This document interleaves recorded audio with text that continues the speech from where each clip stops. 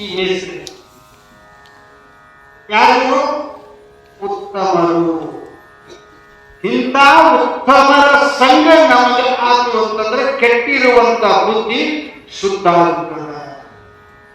ಇದು ಬುದ್ಧಿ ಹೆಂಗೆ ಕೆಟ್ಟಿ? ಇದು ಮೊದಲು ಶುದ್ಧ ಇತ್ತು. ಉದಾಹರಣೆ ನೋಡು, ಈಗ ಮನೆ ಒಳಗೆ ಬಹುಶಃ ಈಗೆಲ್ಲ ಎಲ್ಲರ ಮನೆಯಾಗೂ ಗ್ಯಾಸ್ ಆಗಿದಾವ. ಅವಾಗೆಲ್ಲ ಒಲಿ ಕಟ್ಟಿಗೆ ಉದುಗಳು ತಗೊಂಡು ಕೂದೋದಿತ್ತು.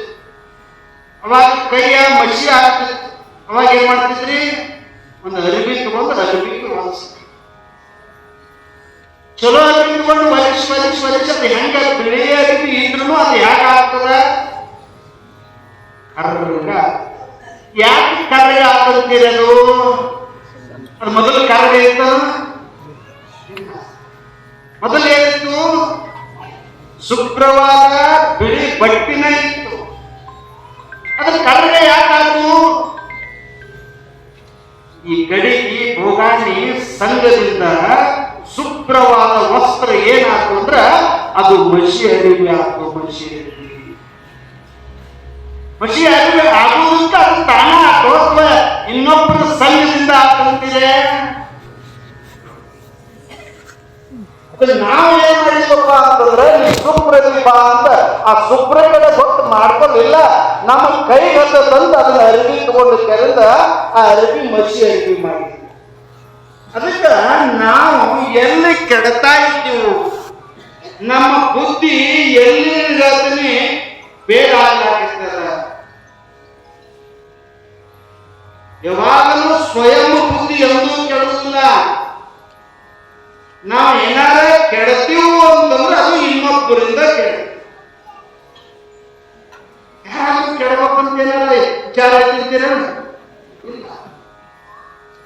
ಪ್ರಾರಂಭದಾಗ ಹೆಂಗಿರ್ತದ ಅಂತಂದ್ರ ತಗೋ ಡೈಲಿ ತಗೋ ಶೇಲೆ ತಿನ್ನ, ಅದಕ್ಕೆ ಊಟ ಆದಾಗ ಶೇಲೆ ತಿನ್ನ ತಗೋ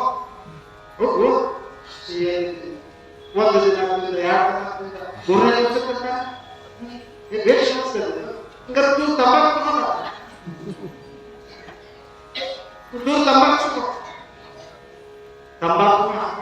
ಹಂಗೆಂದು ಹಾಕೋದು ಬಿಡೋಪ್ಪ ತಿರುಗಿ ಮೊದಲು ಹೆಂಗಾಗೋ ಆ ನಂತರ ಚಾಲು ಹಿಡಿತಾರೆ. ಕೊಡಪ್ಪ ಅಪ್ಪ ಚಟಾನ ಮಾಡೋದು ಸ್ವಂತ ಮಾಡಪ್ಪ, ಇನ್ನೊಬ್ರು ನಾನು ಮಾಡಬೇಕಂತ. ಚಟ ಕಲಿಯುವ ಮಟ್ಟ ಅಷ್ಟೇ. ಇನ್ನೊಬ್ರು ಚಟ ಕಲಿತ ಮೇಲೆ ಅವ್ರು ಇರುವುದಿಲ್ಲ, ಅದು ನಮಗ ಸ್ವಯಂ ಆಗಿಬಿಡ್ತದೆ. ಹೀಗೆ ಎಲ್ಲರೂ ಕೆಲವೊಂದಿಷ್ಟು ನೋಡ್ರಿ, ಅವ್ನು ಮ್ಯಾಗಿ ಮಾಡಿ ಸಂಗಾಪುರ ಪಾರ್ಟಿ ಐತೆ ಬರ್ತಿಲ್ಲ, ಪಾರ್ಟಿ ಕೊಟ್ಟ ಏನ್ ಕೊಟ್ಟ ಏನಂತ ಕೊಟ್ಟ ಅಲ್ಲಿ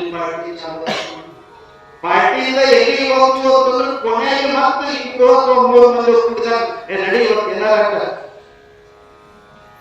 ಏನಾಗ್ತಂದ್ರೆ ಸಣ್ಣಿನಾಗ ತಿಳ್ಕೊಬೇಕಾದ್ರೆ ಏನಾಗ್ತಂದ್ರೆ ಗೊತ್ತಾಗೋದ್ರು. ಇದು ಕೆಲವೊಂದು ಕಡೆ ಐತಿ, ಕೆಲವೊಂದು ಊರ ಆಗೈತಿ, ಕೆಲವೊಂದು ತಾಲೂಕರ ಆಗೈತಿ.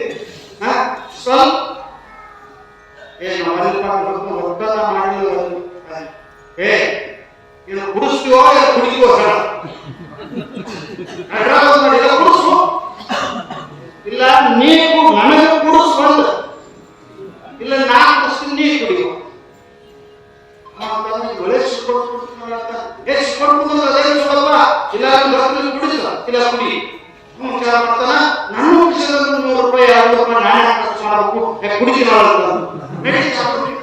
ಒಂದ್ ದಿನ ಹೋಗ್ತಾ 2 ದಿನ ಹೋಗ್ತಾ ತನ್ನ ವಿಷಯದಲ್ಲಿ ಖರ್ಚು ಮಾಡಿ ಕುಡಿಯಾಗ್ತದೆ.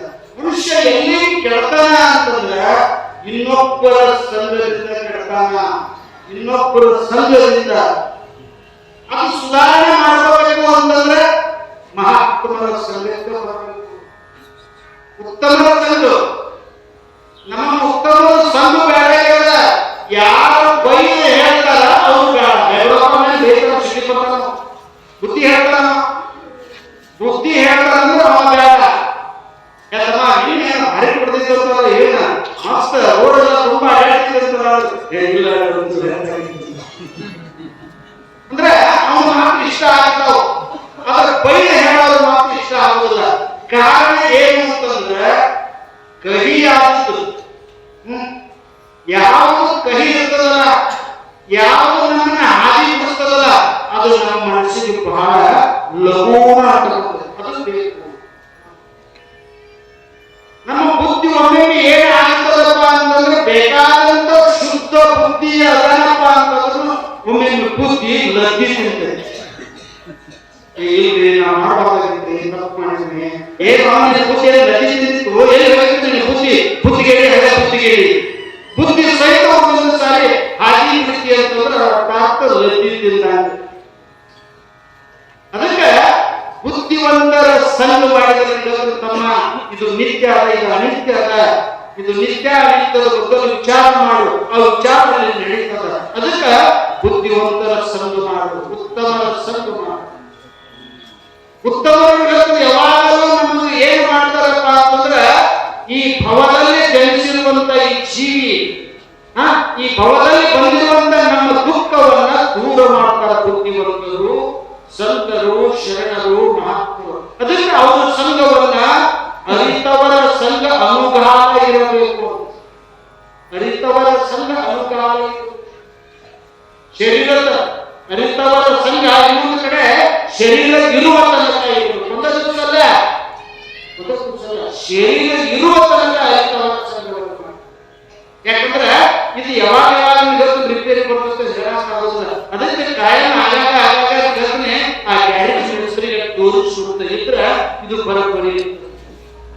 ಅಷ್ಟೇ ಅಲ್ಲ, ಈ ಅರಿತವರ ಸಂಘ ಮಾಡೋದ್ರಿಂದ ಈ ಜನ್ಮವನ್ನ ಏನು ನಾವು ಈ ದುಃಖದಲ್ಲಿ ಬಂದಿದ್ದೀವಲ್ಲ, ಈ ಭವಸಾಗರವನ್ನು ದಾಟಾಕ ಸಹಿತ ಅರಿತವರ ಸಂಘದಿಂದ ಸಾಧ್ಯ.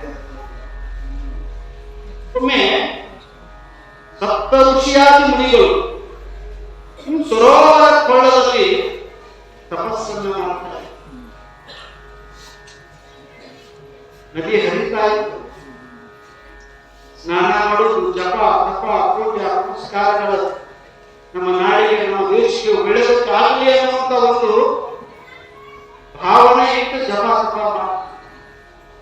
ಆದ್ರೆ ಅಲ್ಲೆಲ್ಲ ಒಂದಿಷ್ಟು ಭಕ್ತರು ಈ ಮಹಾತ್ಮರಿಗೆ ಒಂದಿಷ್ಟು ಆಹಾರ ಅಥವಾ ಅವರಿಗೆ ಆಹಾರಾದಿಗಳ ತಗೊಳ್ಳೋದಕ್ಕೆ ಸೂಕ್ತವಾದ ಆಕಳ ಹಾಲನ್ನು ತೆಗೆದುಕೊಂಡು ಹೋಗಬೇಕು.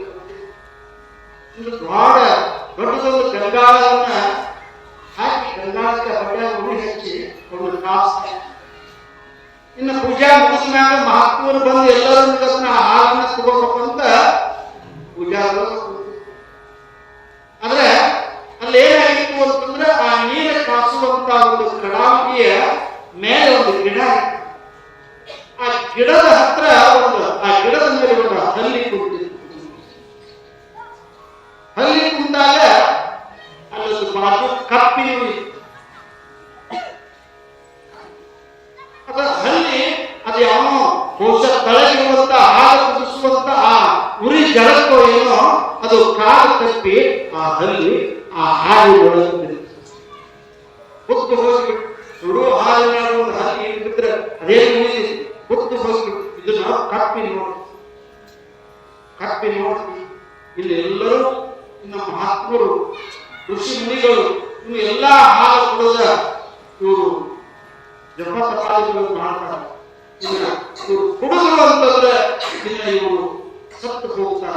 ಇದಕ್ಕೆ ಏನು ಮಾಡಲಿಲ್ಲ ಅಂತ ಕಪ್ಪಿ ವಿಚಾರ ಬಂತು. ಕಪ್ಪಿಗೆ ವಿಚಾರ ಯಾಕ? ಕಪ್ಪಿ ಆ ಮಹಾತ್ಮರ ಸಂಘದಲ್ಲಿ ಇತ್ತು, ಮಹಾತ್ಮರ ವಾಣಿಗಳನ್ನು ಕೇಳುತ್ತಿತ್ತು. ಆ ಮಹಾತ್ಮರ ಅಡ್ಡಾಡಿರುವಂತ ಆ ತಪೋಭೂಮಿಯಲ್ಲಿ ವಿಚಾರ ಮಾಡಿ ಇನ್ನು ಪೂಜಾ ಪುರುಷರು ಎಲ್ಲಾ ಮಹಾತ್ಮರು ಬಂದು ಇನ್ನು ಹಾಲು ಕುಡಿತಾರ. ಇವ್ರು ಹಾಲು ಕುಡಿಲಾರ್ದಂಗ ಮಾಡ್ಬೇಕಾದ್ರೆ ನಾನು ಏನ್ ಮಾಡ್ಬೇಕು? ನನಗೆ ಬಾಯಿ ಇಲ್ಲ, ಏನ್ ಮಾಡ?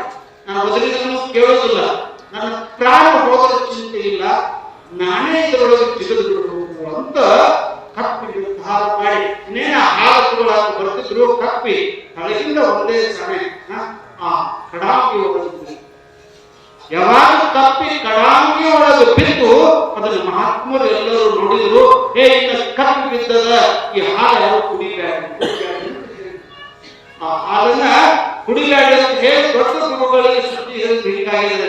ಅವ್ರು ಇನ್ನೂ ಜಪ ತಪ ಅನುಷ್ಠಾನದಲ್ಲಿದ್ದಾಗ ಅಲ್ಲಿ ಹೇಳಿದ್ರು. ಅವ್ರು ದೊಡ್ಡ ಗುರುಗಳು ವಿಚಾರ ಮಾಡಿದ್ರು, ಕಪ್ಪಿ ಹೆಂಗ ಬೀಳ್ತದ, ಅಷ್ಟೇ ಎತ್ತರ ಮೇಲೆ ಇರುವಂತ ಕೆಳಗಿರುವಂತ ಕಪ್ಪಿ ಎತ್ತರ ಮೇಲೆ ಹೆಂಗ ಬಿತ್ತು ಅಂತ ಅವರು ತಮ್ಮ ಜ್ಞಾನ ದೃಷ್ಟಿಯಿಂದ ವಿಚಾರ ಮಾಡಿದಾಗ ಅವ್ರು ಎಲ್ಲವನ್ನು ಅವಲೋಕನ ಮಾಡಿದ್ರು. ಏನು ಅಂತಂದ್ರ ಮೇಲೆ ಹಲ್ಲಿ ಬಿದ್ದದ್ದನ್ನು ಕಪ್ಪಿ ನೋಡ್ತಿ, ಇದು ಇನ್ನು ಬಿಟ್ಟರು ಹೇಳ್ತಿದ್ರು ಮಹಾತ್ಮರು ಎಲ್ಲರೂ ಹೇಳ್ತಾನೆ ಇದು ಇಲ್ಲ ಅಂತಾರ. ಅದಕ್ಕಾಗಿ ಇದು ಪ್ರಾಣವನ್ನು ಕೊಟ್ಟದ ನಮಗೆಲ್ಲರಿಗೂ ಗೊತ್ತಪಡಿಸಬೇಕು ಅಂತ ಅವರು ನಿರ್ಧಾರ ಏನು ತಗೊಂಡ್ರು ಅಂತಂದ್ರ ಕಪ್ಪಿಗೆ ಸತ್ತು ಹೋದ ಕಪ್ಪಿಗೆ ಹೇಳ್ತಾರೆ ಅವರು, ನಮ್ಮ ಎಲ್ಲರ ಸಂಘವನ್ನು ಮಾಡಿ ನಮಗಾಗಿ ನೀನು ಪ್ರಾಣ ಕೊಟ್ಟಿ ಅಂತಂದ್ರೆ, ಹೇ ಕಪ್ಪೆ, ನಿನ್ನ ಮುಂದಿನ ಜನ್ಮ ನೀನು ಮಂಡೋದರಿಯಾಗಿ ಜನಿಸು, ನಿನ್ನ ಪುಷ್ಪಕ ವಿಮಾನದಿಂದ ಕರ್ಕೊಂಡು ಹೋಗಿ ನಿನ್ನನ್ನು ಮದುವೆಯಾಗಿ ಆ ಕಾಲಕ್ಕೆ ಮಹಾರಾಣಿಯಾಗಿ ರಚನೆ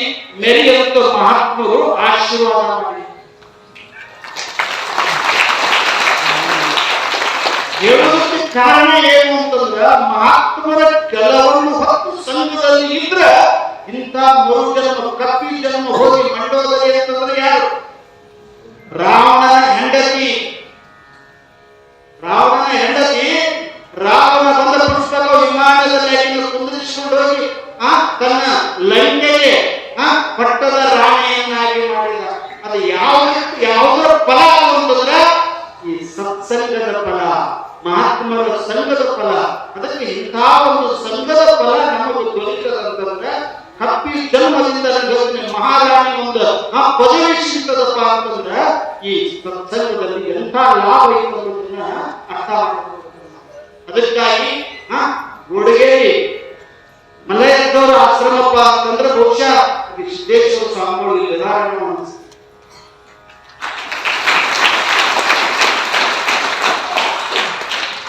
ಯಾಕಂದ್ರೆ ಸಿದ್ದೇಶ್ವರ ಅಪ್ಪ ಅವರ ಪಾದಕ್ಕೆ ಬಿದ್ದದಲ್ಲಿ ಇಷ್ಟು ಶಾಂತತೆ ಅದ. ಯಾರು ಇನ್ನೊಂದು ಬಾಯಿಲ್ಲ, ಮತ್ತೊಂದು ಮಾತಿಲ್ಲ. ನಮ್ಮ ಕೆಲವೊಂದಿಷ್ಟು ಮರಗಳದ ನಾವು ಈ ಪ್ರವಚನ ಹೇಳ್ತಿದ್ದೋ ನೋಡ್ಕೊಂಡು ಹೇಳ್ತಾನೆ